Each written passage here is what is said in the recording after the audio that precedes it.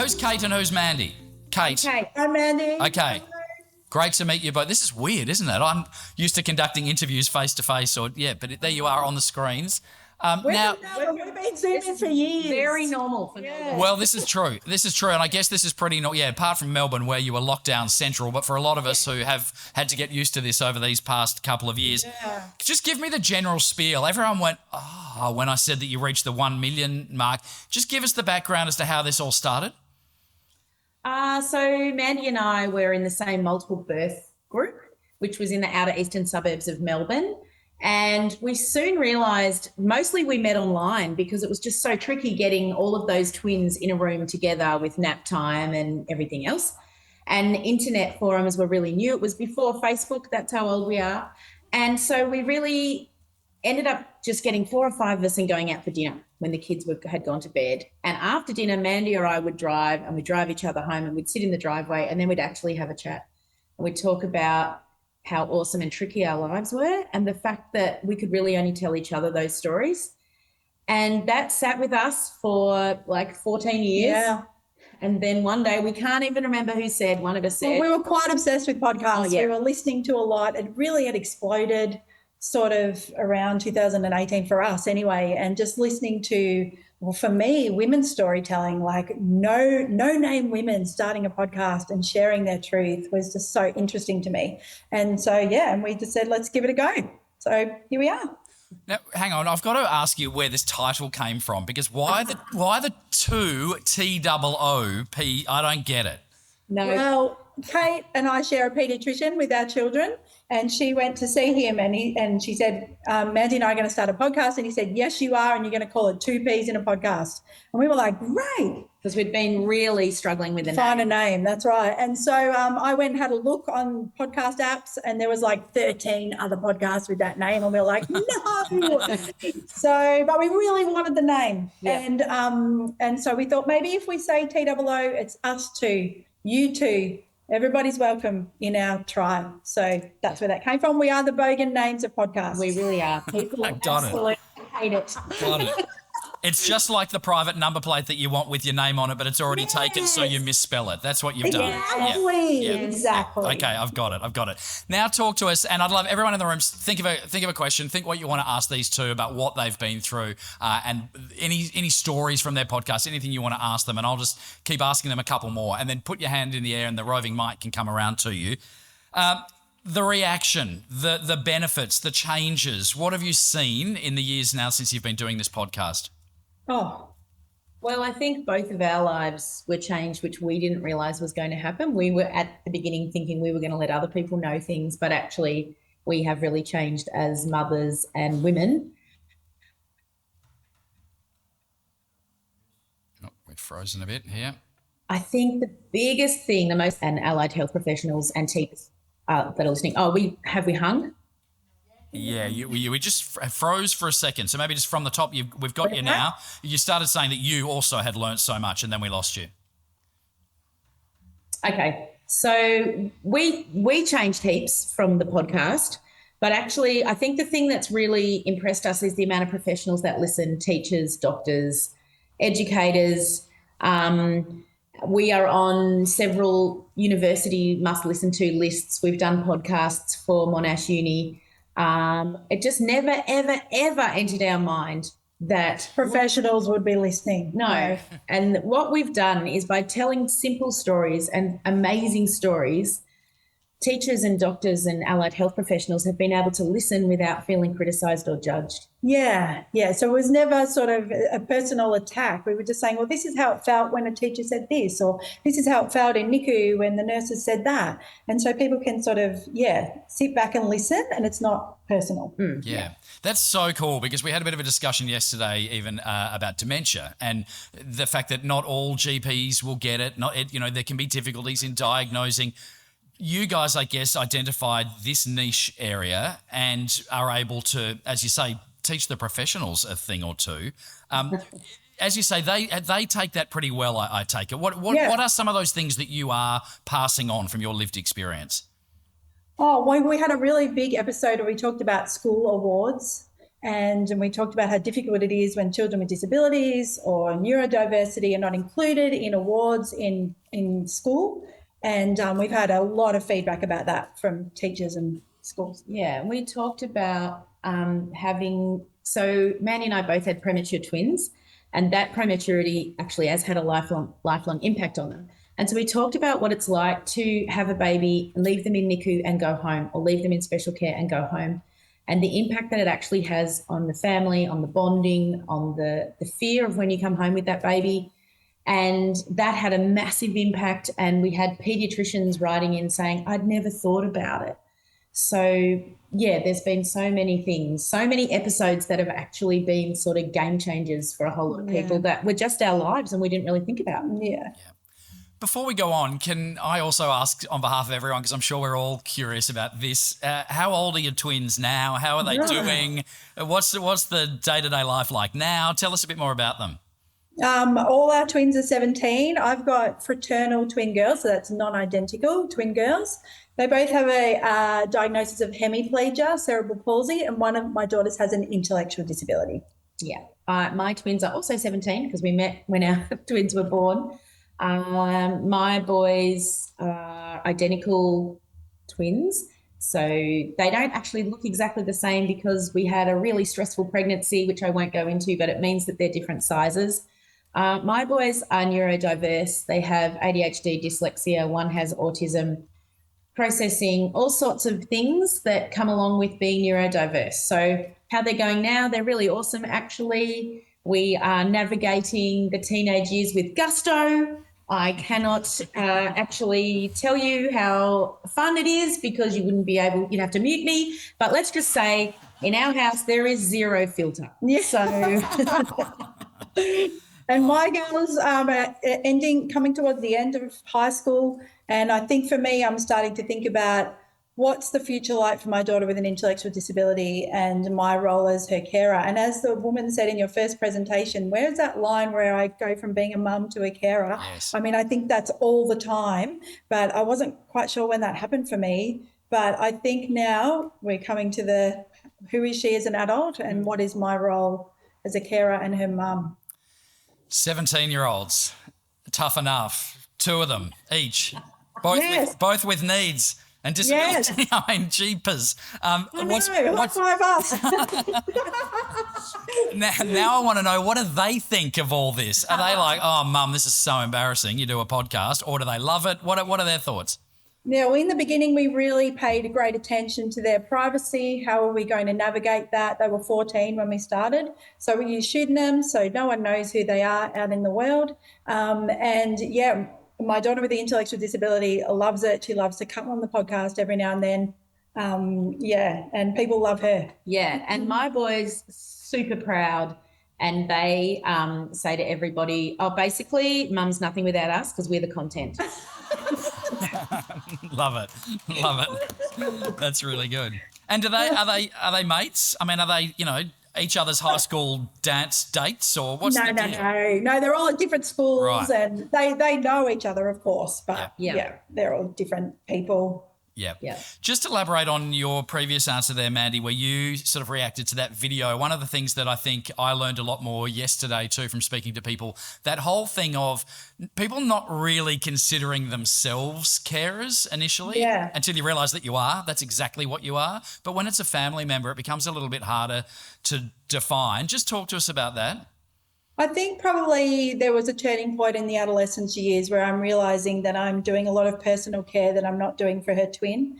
And I was like, okay, I'm helping with all aspects of her life. And so I think that's when that realisation came to me. I always thought with her diagnosis of cerebral palsy, of course, this is lifelong, but I also think with the intellectual disability diagnosis, that really changed everything to me. And I thought, she's going to need me for the rest of my life. And that was a change in my thinking. How have you gone accessing support, both of you? Well, my girls are on the NDIS. Look, that was, really brutal to get onto and navigate that. We've had a lot of hospital help. My girls have had lots of orthopaedic surgeries. Really, we've had tremendous support, actually. And I suppose that's changed as they've become teenagers. But the NDI, we have the NDIS, we have support workers. I mean, in those lockdowns, you can't imagine what it was like in our homes. And so I'm so grateful that we had the NDIS and I had support workers in my home. Yeah, and my boys are at a mainstream school, but fully supported with aides and like scribes. And I think when you talk about support, it's like two things, isn't it? It's like, what do the children get, and then what do the parents get? And obviously, as a parent, you don't really get any. Yeah. Can you elaborate for those of us in Perth? I mean, we discussed yesterday how the impacts of COVID here, and obviously for people with varying needs, it added a whole new dimension. Can you just paint the picture for us, though? As you just said, in your household, Melbourne went through a lot tougher time than us in terms of lockdowns and extended periods of lockdowns. Can you just paint that picture for us of how difficult all that was to deal with? I think people in Melbourne still now, like we've had a year of no lockdown. It makes me want to cry because I think we're all still coming to terms with it now. We're a bit scarred from it all. Actually, the first lockdown, of course, I think you guys went into it as well. I think the whole of Australia went down. And it was sort of, we're all in this together. It was a little bit interesting. But also what happened in the first lockdown was they closed all the schools, all the specialist schools, and they even stopped a lot of support workers coming in. So that was really brutal. And then we really had to be fierce advocates, every parent in Melbourne, every carer in Melbourne. We have an amazing thing here called the Association for Children with a Disability. They came on the podcast. We were like pumping them up. They were going to the government every single day to try and get care back in the home and specialist schools back open and kids with disabilities and additional needs back at school. Also getting them vaccinated, there was all that sort of push. We were really proud to keep the podcast going through all those lockdowns. And, people probably tuned out from other states, but it was super important for carers in Melbourne to have access to us, I think. And we had people calling in and telling us their stories as well. And then Association for Children with Disability were listening, and then they were going back to the government. So I actually feel extremely proud of that because we were useful, even though we were drowning. Like we would sit in the dark and we would just be like, hi. We cried every day. Every day we cried. You get to the end of school and cry. You try doing remote learning with twins with a disability. I mean, my girls are in 3 different schools. We had Teams, we had Zoom, we had whatever the other one was. I mean, it was just support work and my husband working at the table. We had the dog inside, like the house was chaos. Chaotic, yeah. I can already tell, I think that answer just summed it all up the best. You can tell why these two are so popular with their podcast, can't you? They're so relatable. I mean, the fact you just then said, we cried every day. Yeah. People probably need to hear that, don't they? Because it's not all sugar and roses. No. And we're still recovering, actually. Yeah, Melbourne's. Yeah, and so are our children. Yeah, and that's interesting for us to hear as well, that's a long-lasting thing. So just talk to us more about the podcast. So the content for it, what sort of things now are you talking about and wanting to get out there? Yeah, so in the beginning we talked about our story, about pregnancy, diagnosis, all of that. We sort of stopped that at the end of primary school for our kids because we were really aware that the rest is their story and that that's their story to tell if they ever want to. We'll mention little funny things that they've said or reflect back on things, but it's more about us as parents than them. Now we have the absolute honour and privilege of just interviewing other carers or people with a disability or lived experience every week on our main episode, and we just talk about their lives, what it means. The really important thing to Mandy and I is that you can say things are hard without them being bad, and things can be tricky and still super fun and funny. Those things are not separate from each other. And I think the world, if you live with someone with a disability or someone that requires care, the population at large feels sorry for you and sort of gives you pity, and you get that, oh, poor you, which we don't want, because I don't want to swap my kids. I really love them. Yeah, we need more support, but they're awesome and they've absolutely transformed my life, changed who I am, and given me a completely different outlook on life that I love. Totally. So, and all of us as carers have these stories that we can't tell anyone. Yeah, that's right. And we don't, but we all know those funny things. Yep. Sorry, dogs. Whose house are we at? We're at my house. We're coming from the kitchen, which I think is very perfect. Us. But my son has just left our work at shift and he's left a dog outside. So I might have to go and put it down the backyard, I think. Put it down. I'll put it down the backyard. Oh, okay. Do what you need to do. We can keep chatting to Mandy. Talk to Mandy. Okay, talk to Mandy. Oh, this is great. This is just real, isn't it? Mandy, most of the people in this room are carers for family members. And we've got people from all sorts of backgrounds and ages, young carers, old carers, in between, people from culturally and linguistically diverse backgrounds, you name it. And you kind of touched on it a bit in your last response, the two of you, but what's your best advice? What's the message you want to get out to people from someone who lives it, who knows it, about being seen or heard or whatever it might be? What's your best advice you can give to these people? Well, I think firstly, I'm always yearning to learn from the women that have gone before me. So for all the women that are older than me, I'm 46. For all of you out there, I could just cry thinking about all the things you've been through without the NDIS, all the fights you have done, right, that have meant that someone like me has been able to get help, right? So firstly, I'm very, very grateful for all the people that have gone before me. And then secondly, we like to talk about self-compassion, having some self-compassion, and at times just saying, I am doing the gosh darn best I can, right? And I just need to stop for a minute and just think, I'm doing a good job. So for me, trying to learn self-compassion and taking breaks is what I've been trying to do the last couple of years. Yeah. Kate, just tell us from your perspective, because I think in the video we saw at the start, what was the word that the lady said on the fridge? I am worthwhile? Or Yes. I matter. I matter. I matter. Yes. How important is that to look after yourself? Oh, look, I don't know what Mandy said because I was out with the dogs, but we have a love-hate relationship with being told that we have to look after ourselves, because I think, if you've ever had that morning where somehow there's been poo smeared somewhere and then someone's wearing the wrong sock and the electricity goes out and the school rings and goes, you didn't sign the note, and you just go, oh, all these things have happened all at once, and then someone says to you, are you taking care of yourself? No, I'm not. No, I'm not. And that's okay too. Yeah, and so I know we're preaching to the choir here, but what Mandy and I say on our podcast, and we say to people who come in contact with people who are carers, don't offer them help, tell them what you're going to do. So, I had one of my work boys that I used to work with just turned up one day and said, I'm going to mow the front lawn. Got the lawnmower out, mowed the lawn.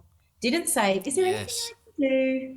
Don't ask me. I'm going to say no, because the list is so bloody long you don't even want to know. Yeah. But actually just rock up and ask us.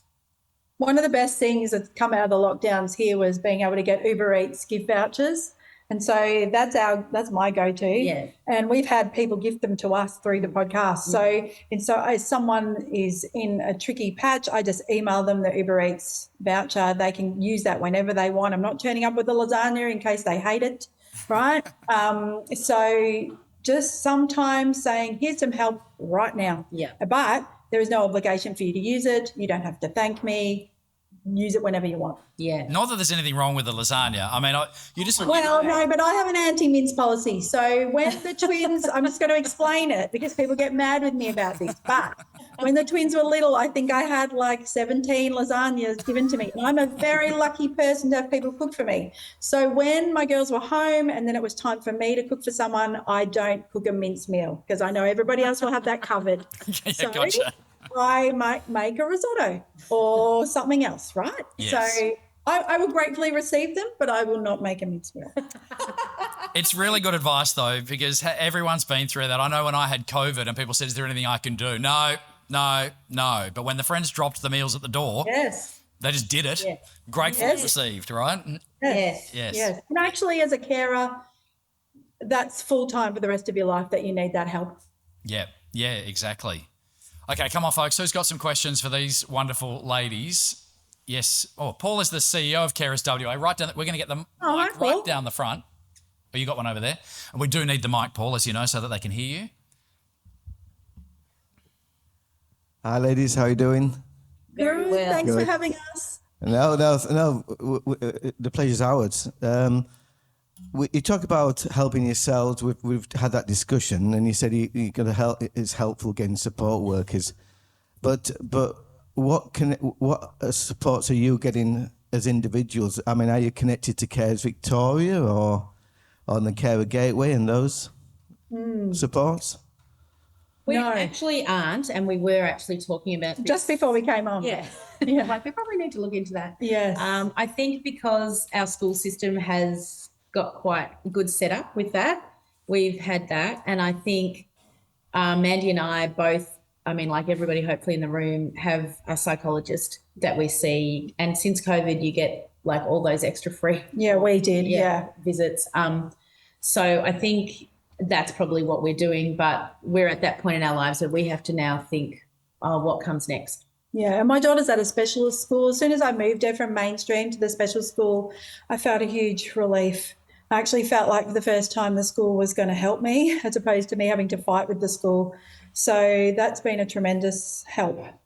Look, I'd encourage you to seek that out. I think you'd be surprised at the range of supports that are available to you, both through the Gateway and through Cares Victoria.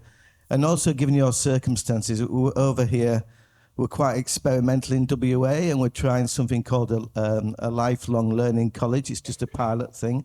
And this is kids who are, I say kids, young adults who are like you have, but who are transitioning from school into, adulthood and, potential work and that sort of thing. So this program we're experimenting here takes those young adults into a college, but it also at the same time the parents come along and work in parallel in a group and get some, just some chat and supports and that sort of That sounds fantastic. Well, why don't you come over to WA then? Okay, sure. No, the weather. The weather. Oh, It's probably Okay, not I won't talk to the microphone. I'll pass it on. Show them a shot of outside, blue sky, Swan River. stop it. It's just raining here. No, we've had quite a few Perth Peas come on our podcast, so we know we've got lots of beautiful pea listeners in Perth, in Western Australia. This is Kylie from Carers WA as well. Kate and Kate and Mandy, I hear that you've branched out into books and also, really interestingly, stage shows. Yes, to we have. great demand. So we'd really like, The Invisible Life of Us. But really like to hear about that. The stage shows sound amazing. And the demand and also the connection that you have with other carers who get to meet you at those shows or book signings or whatever you do. Thank you. Well, where do we start with the book? About the book. Okay, I'll talk about the book. So Penguin gave us a book deal in 2020, which we couldn't believe. And so we wrote the book and they said it needs to be done by September 2020. And so we busted our guts and we wrote it at the kitchen table with people homeschooling around us and the dogs and all that stuff. And we got the manuscript all through the second Melbourne lockdown. We got it back to them in September and they said, oh, we didn't expect you to get that done in time. We were like, what? We worked so hard. We really did. And and then that came out in July 2021 and we had a book launch all ready to go and then Melbourne locked down the day before. And so we were pretty sad about that, but we did our own launch out the front of Kate's house because we were allowed to be together outside and we did it in the rain in front of a railway line. Yep. And we put it on our Facebook page and we tried our very, very best. Yeah. Yeah, because we were so proud to write this book. Yeah. Wow, what an effort. And the stage show? All right, so we've done 5 or 6 live shows. So we will eventually get over to WA probably sometime next year. Obviously, it's been slightly tricky to get in and out of your beautiful state. We're open now. You're open, I know. So I think we did a stage show within 6 months or 7 months of starting the podcast. Yeah, I really wanted to do it. It's been Mandy's dream. It's awesome because everyone in that room has someone in their life with a disability or is really passionate about it. So it's just this. We did a show in Sydney And the sound guy said, I have never been to an event like this in my life. It was at the Sydney Comedy Store. I mean, we didn't even know that that was a really famous place. And he was like, what shots do you want first? We're like, shots? We're not going to do a shot of vodka. Oh, blissfully naive, Yeah. with a little bit of boldness to think that we could pull it off, and we did, and we have. And I mean, yeah, we do. I don't know. Now maybe we're more scared than we were in the beginning. But we don't do live podcasts. Like lots of podcasts will just record an episode. We can't do that because the things that we talk about and the guests that we have on are vulnerable. Yeah. And we may need to edit some of what they say later, or they will, we call it podcast remorse. Yeah. 24 hours later, they're like, I probably shouldn't have said that about the teacher. So we can't expose people to that. So we actually do a show. Like we act things out, and we take the highlights that people love, and each year we write a new one. Awesome. Let's go to the question at the back. Hi, I wanted to say thank you for being so real, honest, brave, and providing so many people who are carers of these children the opportunity to have your friendship and also the outlet when they can join in, because it's very generous of you to be so open with your experiences. Oh, thank you. I've got a question for Mandy. Mandy, you are obviously doing a lot of physical caring, and physical caring comes with risks to your own body. I wondered whether you've sustained any injuries and whether you had any words of wisdom. Do you have to do a fitness routine every morning? How do you cope? I think probably it was a little bit harder when they were little. I was getting AFOs on and off, and the surgeries and the wheelchairs and all the lifting and the showering and all of that stuff. That's a little bit different now. But yes, I actually have had terrible teeth issues this year, and like my mouth is falling apart. And I think there's, as I'm getting older, that is the truth. I know I've got friends who, have really hard arm stuff, from all the lifting, backs, all of that. I try to stay healthy, but also I drink a can of Coke Zero every day, which is not great, but that's my thing, And right? she loves a donut. I love a donut. You're never going to stop me from eating those. So it's a good question. And I think as I'm getting older, this is something that I have to pay attention to. There are worse things than a Coke Zero and a donut, trust me. Oh, you don't know. Yeah. Yes, question with the mic. Hi, Mandy. So like both of you, I had a premature child as well. She was born at 26 weeks. She has cerebral palsy and she's autistic. My question is, Mandy, you mentioned you've got a third child and it's the sibling. So we're very fortunate that we're blessed with our little boy, and sometimes he really struggles because he's only 4, he's almost 5. And she gets a lot of attention from his perspective. So I guess, how do you balance out when you have 2 children with different needs and one that may not have that same level of need? How do you make them feel valued? Yeah, it took me 5 years to think about having another child. I was very scared to have twins again, actually. But also I thought, you can't say no to more love. And maybe we could give this a go. So then when we had her and we had her on time, that was really healing for me. And yes, it's challenging. And I think probably it's getting more challenging as she gets older. She's nearly 12. She spends a lot of time playing with her big sister who's 17, because they've sort of been on the same level for a lot longer than, say, her twin. So I think that stuff is coming now. She is very verbal, and I've just got her into a psychologist, actually, because she said, I just wish I had normal sisters, and my friends have sisters that aren't screaming. And, she said the other day, when my daughter is having a response behaviour or a meltdown, she makes a very loud noise. She's been singing a harmony to the noise. So she's in her room. She said, Mum, when I hear that noise, I just go, ah. And I thought, wow, the things that people are trying to work out in this little house. There's so many things. And sometimes I'm extremely overwhelmed by everybody's needs. I really, really am. And I'm very tired, and I'm trying to sort out who needs what from me. And sometimes I do a better job of that of others. But I've got her into the psychologist now, and I said, and she also loves horses at the moment. I said, tell the horses everything. Tell them everything about your sisters. Talk about me, I'm a terrible mum. Tell the horse everything. And she's like, I will. Wow. Kate, is there anything you want to add to that?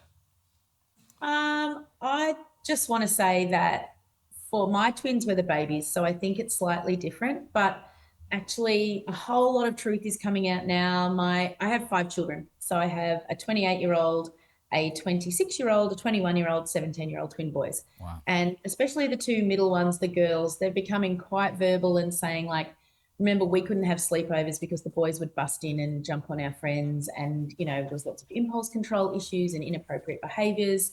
And remember, we couldn't do this and we couldn't do that. And we've had a lot of talks like that over COVID because we're all trapped in the house.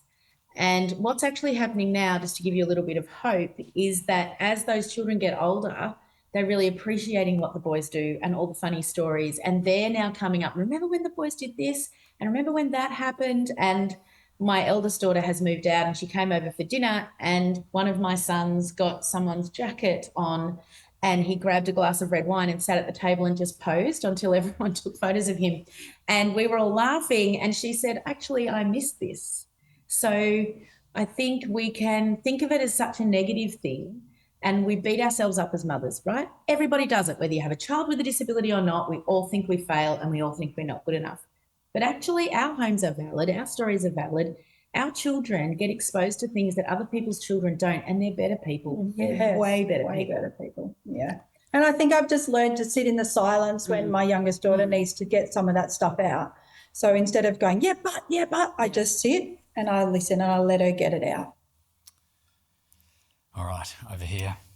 Hi, ladies. Thank you so much. This is just super wonderful. I have a question about the toll of trauma. So I'm at the beginning of my journey and I have 2 little girls and my eldest one has a disability, but I work in the sector and I know just across the board as a carer, there are so many triggers associated with being a carer. And we hear this all the time where it hits you out of nowhere in the most unexpected times. And I'm hoping that in years to come, I'll have better strategies to deal with that. And I'm wondering if you have any advice that could shortcut for some of us in the room that do have those triggers still really significantly. Well, in the early years, if I saw twin little girls skipping along in cute thongs, that would hit me from nowhere and I'd be just like paralysed or sweating or thinking, oh my gosh, look at that mum, she can just put her kids in thongs and they skip and they're not falling over and they don't have AFOs and all that sort of stuff. So I really know how that feels. Shoe shops were massive triggers for me. All those weird places, the ducted heating noise going on, which reminded me of the time when they were in NICU. All of those things took a long time. And I suppose once I had help with psychology, then, I would just say, okay, so that's hit me. That's because my girls have cerebral palsy and I'm sad about that. But that's what that feeling is and let's keep going. So I'm just trying to name it and no one else knows that that's what's going on in my head. But that's how I've tried to manage it. And it's got easier as they've got older, I must say. And you weed people out of your life, which is a terrible thing to say, but we're all going to be honest here. So, Mandy and I have the people who constantly put on Facebook their kids at little athletics and their kids winning awards and their kids getting this and that and they're constantly bragging. And, we've had a morning where we're literally peeling the children off us to get them on the bus. So I had to mute those friends. They don't know. But you have to choose the people around you that get you and that lift you up because there's enough triggers that you can't control. The other day I was in Sydney and I was sitting at a bar with a friend overlooking a park and the park had 4 entrances and exits. It was on a busy road and it had trees.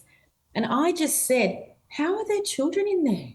How can this be? And she said, they're typical kids. They're not going to run on the road. They're not going to climb those trees. And I started crying. My boys are 17. So those triggers still come now where you're like, and I said to her, I just went to the dog park that had a fence and we just had to play with the dogs. Well, we went to each other's homes with fences so that all those twins were trapped. Yeah. We ran a lot toward it. We really did. Tell you what, that social media aspect just got me too. Well, we're not all really sick of fun. everyone with their fake perfect life, and yeah. Sorry, we might have muted people in Western Australia. Don't worry, you just reminded me I've got to mute a few more. It's all good. Now, you're in Melbourne. We're in the Convention Centre in Perth. We've got people watching and listening online. I think we've got an online. I love technology. We've got an online question. More of a comment, Mark. Thank Okay. you. someone who just wants to say thank you for your amazing words. I have a daughter with twins born 10 weeks early, and I'm going to encourage her to listen to you amazing ladies. Thank you. Oh, well done. Thank you. Thank you for that. She's welcome. We made the podcast for mums of premature twins with disabilities, right? And we always say this, we made this for you because we were so lonely. Yeah. And we knew women were coming up behind us. And if there's one little legacy we can give in our life, then I'm super proud. Good on you. Yes, question here. Hi, so I'm actually from the Carers Gateway team as well. But both of you, obviously having children with disabilities and differentiating disabilities, how have you found navigating the NDIS? You know, have you found with the changes you need to do it yourself, get advocates in, and also the differing, you know, one yourself having children with a physical disability, one with neurodiversities. How have you found the difference in the NDIS for both of you? I think if you have children that are neurodiverse, you can really get a lot out of the NDIS, or you can, like, I don't know how to say this. Some people just know how to get more than other people. I'm saying this nicely. Only one of my boys needs that sort of support. And it's very, very tricky because even though it's not supposed to be diagnosis-based, it is. And like I mentioned before, we're at a school that has amazing, amazing support. So that's where I get most of my support from. Mandy's been doing this from the beginning, so I will let her answer. Oh, well, I have support coordination. I call it my NDIS wife. I couldn't do it. I was drowning after already 14 years of paperwork. And I mean, I'm crap at that anyway. I didn't want to be the CEO of all of this stuff, but here we are. So I have support coordination and I have plan management. So someone pays the bills for me because I just said I can't do it.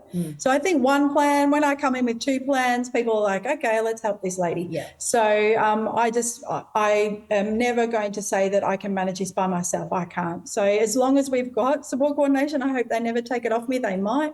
But I think for my daughter, as she moves on to maybe doing this by herself, she will always have support coordination. So, I mean, it's, you know, I have to say I think with the diagnosis of cerebral palsy, it's fair, and we've always been well supported in our packages.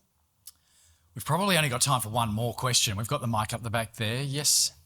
Hi, my name's Lisa, and I'm pleased to actually hear somebody. I have a 17-year-old boy, autism, and in ICU too, he was. I'm going to be looking you guys up because it'll be good to hear your podcast. Yeah. Thank you. Yeah, we made it for you, right? And you can listen to us whenever you want. That's the beauty of podcasts. Yeah. You don't owe us anything. You just pop it in, you listen when it suits you, and that's what we love about this way that we can work. Someone got a specific question for these ladies before we let them go?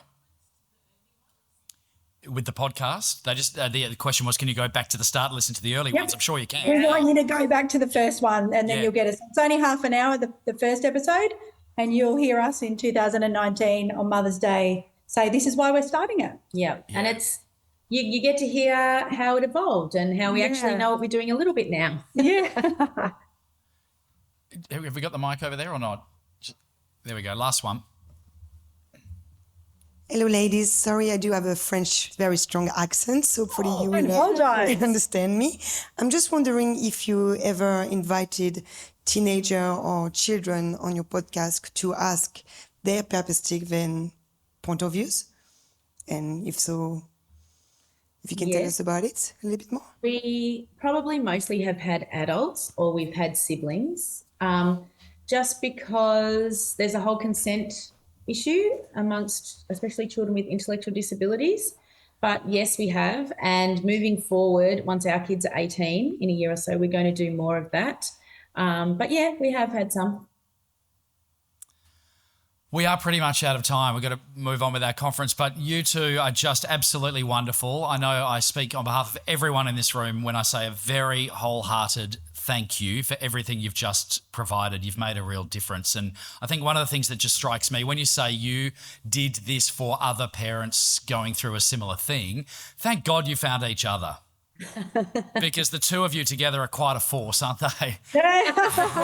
We're all going to go and listen to Two Peas in a podcast. Kate and Mandy, huge thank you from Perth. Come and visit sometime. Good luck for the Special Olympics bid. I want to come 2027 Special Yes. Olympics World Games. I'm cheering you on. I'm going to Launceston next week. So if anyone's going with Team WA, come and say hello to me at the athletics track. Great. Yes, the Special Olympics bid. Get behind that. Thanks again. Big round of applause for Kate and Amanda.